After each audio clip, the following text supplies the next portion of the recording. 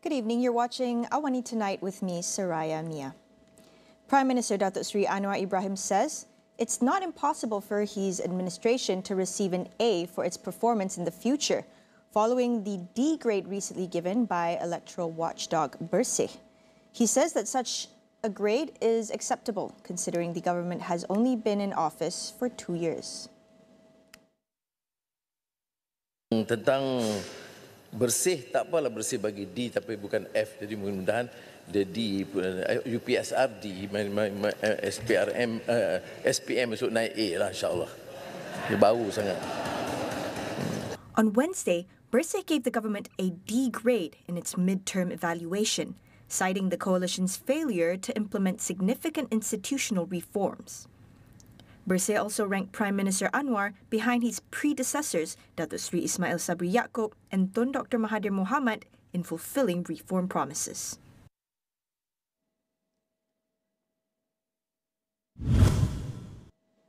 Meanwhile, Datuk Sri Anwar Ibrahim has denied any cover-up in the investigation of the alleged bribery scandal involving several Sabah assemblymen.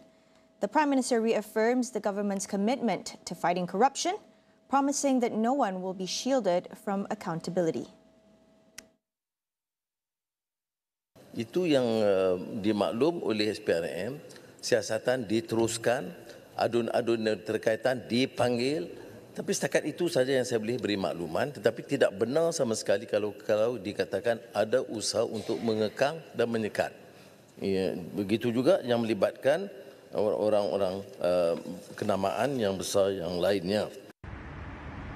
On Wednesday, the MACC confirmed that former Sabah Mineral Management CEO Jonte Engihon was summoned to assist in an ongoing investigation. Police and MACC reports have been filed against Jonte, alleging he colluded with a whistleblower behind viral videos accusing several Sabah assemblymen of corruption linked to a mining project. The new directive mandating an additional 3 working hours per week for ward nurses from December 1st this year is considered reasonable. This is according to Health Minister Datuk Sri Dr. Zulkifli Ahmad, who says that his ministry is currently monitoring the matter. He said at present, the implementation of the shift work schedule at the hospital level involves about 42 hours per week. If it is increased to 45 hours per week, nurses would essentially work 4 to 6 days a week, with 1 to 3 days of rest per week and no less than 8 hours and no more than 12 hours of work per day. He added that nurses are also given a 1-hour break during working hours. Under the civil service remuneration system, ward nurses would be required to work an additional 3 hours per week. Following this directive, hospitals were considering revising their current shifts for nurses. On to other developments, police say the woman found dead in a freezer at Taman OUG died from chest injuries caused by blunt trauma. Kuala Lumpur Police Chief Commissioner Datuk Rusdi Muhammad Isa says the investigation is ongoing, with 9 statements recorded so far. He added that there is no set timeline for the murder, as police await the full post-mortem report. The body of the elderly woman was discovered on November 12 after her son contacted police to surrender. The suspect is currently in custody at the Brickfields Police Headquarters until November 26. The case is being investigated under Section 302 of the Penal Code for murder. Selangor reported a total of 1,354 cases of teen out-of-wedlock pregnancies from 2023 to September 2024. The State Women's Development and Social Welfare Committee Chairman, Anfal Sari, says the Selangor Health Department recorded 799 cases last year and 555 cases as of September.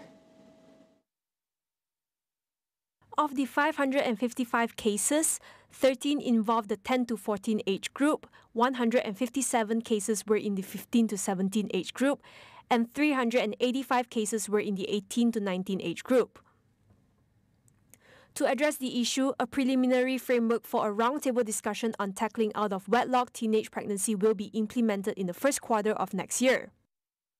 Anfal stressed the gravity of the issue, particularly for children and teenagers under 18 years old. She also noted that the state has launched the Child Protection Advocacy Program in partnership with the Selangor Social Welfare Department, the Selangor Education Department, the Police, and the Malaysian Communications and Multimedia Commission. The program, aimed at raising awareness about safety and protection from sexual harassment, includes sessions conducted in schools across all districts. Meanwhile, Johor is mulling over a proposal to change the public sector working period to only 4.5 days a week. Menteri Besar Dato' Onn Hafiz Ghazi says this is due to the reintroduction of weekend days off beginning next year, according to Sinar Harian. In order to achieve this, he said the government is currently working on improving productivity and boosting service delivery. This includes empowering digital services by adding more transactions which can be done online. However, Onn Hafiz said that the state government would need the approval of Johor Regent Tunku Ismail Sultan Ibrahim. He said this during the tabling of the state's 2025 budget at the Bangunan Sultan Ismail here today.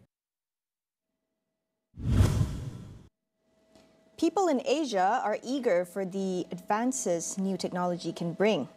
According to an Ipsos report, Asia Pacific is leading the way with 68% of people believing that AI is having a positive impact on the world, compared to just 57% globally.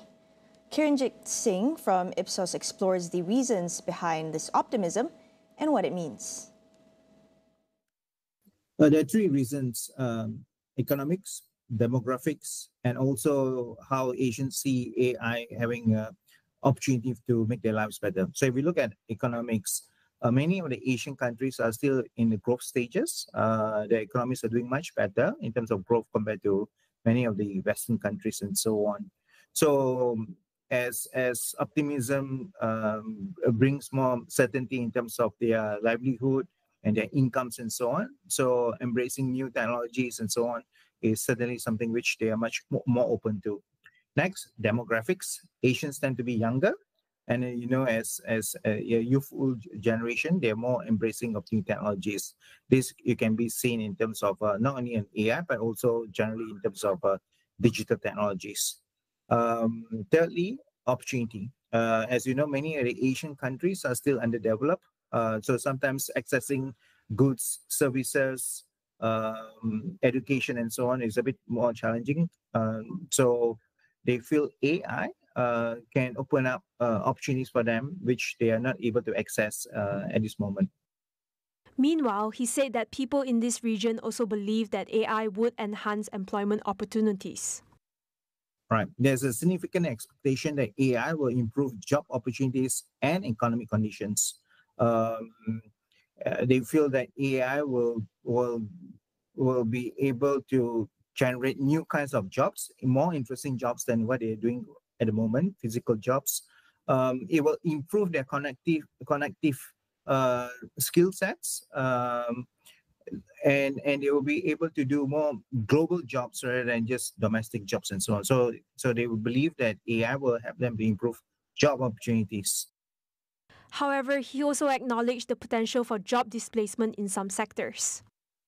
I think the displacement of jobs is certainly true, will be true. But what is unknown is it going to be a net positive or net negative? That is unknown yet. But what we are seeing is that we will not see mass layoffs or mass unemployment and so on. But what we will see is that hiring will be slower as many companies look at the impact of AI in terms of productivity. We'll take a quick break. Don't go anywhere.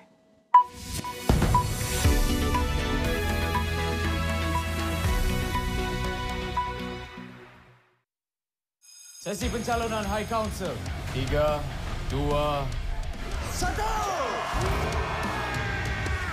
Kau nak jadi amlah kau. Aku netu tepat kau saja. Di dalam setiap berita yang dibawa, konteks amat penting. Kami sentiasa membawakan yang tergempar dan terkini. Pastikan Astro AWANI menjadi pilihan anda, tidak kira di mana sahaja anda berada.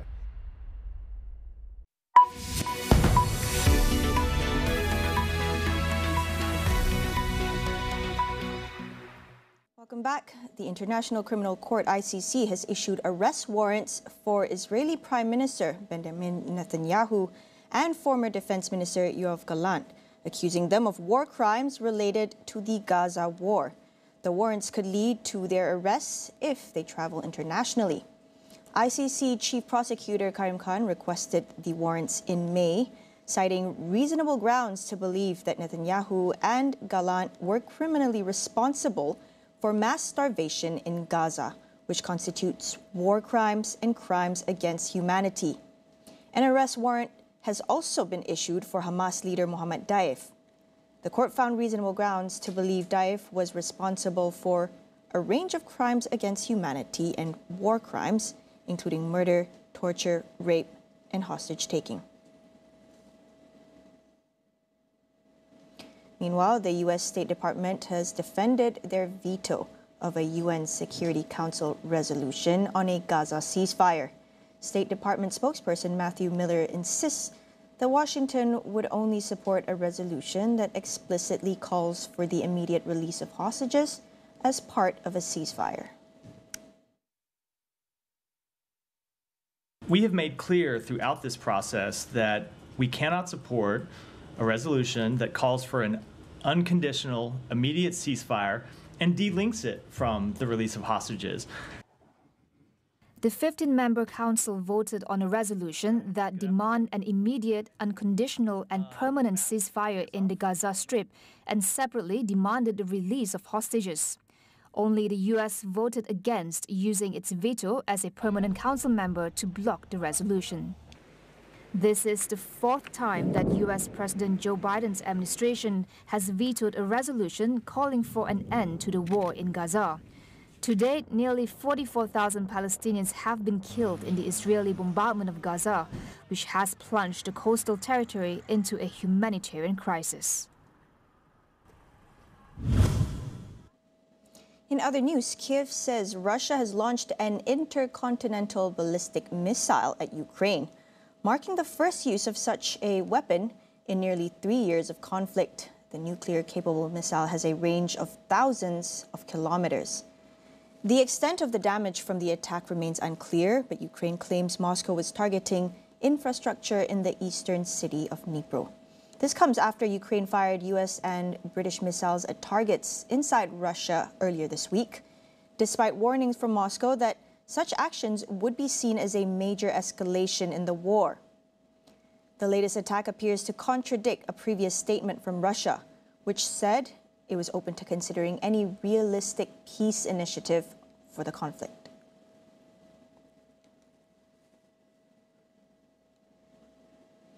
U.S. prosecutors have charged Indian billionaire Gautam Adani in a $250 million bribery scheme. The allegations claim Adani and senior executives of Adani Group paid millions in bribes to Indian officials to secure lucrative solar energy contracts. Following the charges, Adani Group's shares plunged, losing close to $30 billion in market value. The group is one of India's top 3 conglomerates. It has businesses in many sectors, including ports, airports, renewables, and cement. Adani himself is the world's 18th richest person, worth $85.5 billion and the second wealthiest in India. The latest development comes after the conglomerate spent most of 2023 attempting to move beyond allegations of accounting fraud and stock market manipulation made by short seller Hindenburg Research. These new charges add to the ongoing scrutiny. The 62-year-old self-made billionaire is known for his close ties with India Prime Minister Narendra Modi. Opposition parties in India has accused Modi assisting the Adani Group in securing contracts in Sri Lanka, India, and Australia.